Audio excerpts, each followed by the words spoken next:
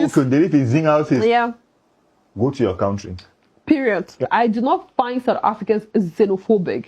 You see, there's absolutely nothing wrong with South Africans wanting or fighting for their own rights. Now, I'm going to tell you something real quick before I introduce myself to this guest. I am a Cameroonian. Cameroonians, we do not bother about the presence of foreign nationals. You know why? Because they are not a threat to us. Now, when you go to our public sector or when you go to, governmental positions or you go to our military, you don't find foreigners there. It is us. Even when you go to our public schools are not being crowded by foreign nationals. You understand me? You don't. Even when you go to our media, like television, radio, they are not crowded by foreign nationals. I understand it. So they are not a threat. And you are refusing to hold your respective governments accountable, for your safety and for your well-being, but you want South Africans to be the ones to cater for you. Now, imagine you saying that you've stayed in South Africa for 21 years, and then you tell them that, oh, South Africa is not a good place to be, it's not a good country, South Africans are a horrible set of people, South Africa is xenophobic, you've gone through several xenophobic attacks. Bro, if South Africans were that bad, you would not stay there, or you wouldn't have stayed there for 21 years. You wouldn't have stayed there for 16 years. You have to quit with the hypocrisy. You are lying. And you are leaving not because you wanted to leave, honey. It's not because you wanted to leave, because you had no choice. You're just afraid. That's why you're leaving. You cannot be in a country for 16 years and then you say, I had a terrible experience. Bro, that is not your country of origin, isn't it, right? So, assuming that I travel to Nigeria and my experience is terrible, what am I going to do? Will I not pack my bags and come back to Cameroon because there's no place at home? The moment I stay in Nigeria for 20 years, 21 years, 16 years, it means I'm comfortable there. It means I like it there.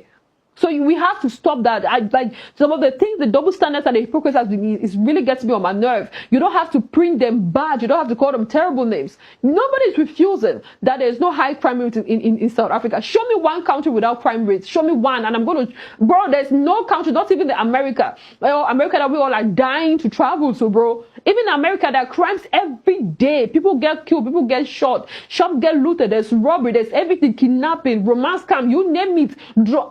Everything, substance, it happens everywhere. You see, now you look at the way Ghanaians are talking, the way they're insulting South Africans, they make it look like Ghana is paradise. If Ghana were paradise, you will not be in South Africa for 16 years. And you will not be in South Africa without proper documentation. Some of you travel to foreign countries, in the most horrific way. You pass through the sea, you pass through the desert, honey. You risk your life just to go there. And then when you're there, when they say go back because you're not properly documented, you start calling them, oh, they are lazy or they're xenophobic. To me, before we carry on, I don't find South Africans xenophobic. You guys are just pained.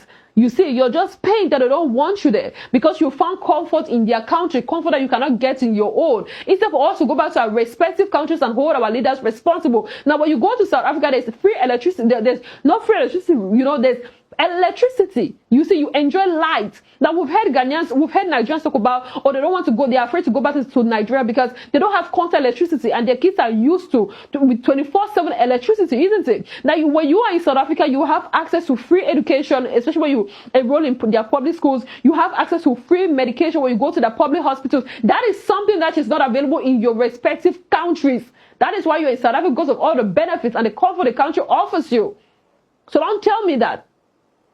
Anyways, you're welcome to the boardroom. Well, bold voices, they take the conversation to the center stage. I am Choma Ayomide Darling Yonga Nwaze. Anyways, now Mandela, let's talk about the hypocrisy. I don't know if you saw videos of the first 300 Ghanaians who landed, I don't know if you saw the display and the fakery. There was even one who said he has been in South Africa for like 16 years. He has a bullet in his spine, patati patata. And then there was another one who removed his clothes and he was showing us some bruises and some marks. Like, oh, he got that through xenophobic attack. And then there was this